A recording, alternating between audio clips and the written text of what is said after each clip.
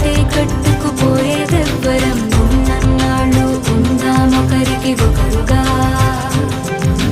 కళ్ళే తడవని విషాదాలని కాళ్ళే తడపని సముద్రాలని కలలోనైనా చూసేటందుకు వీలుంటుందా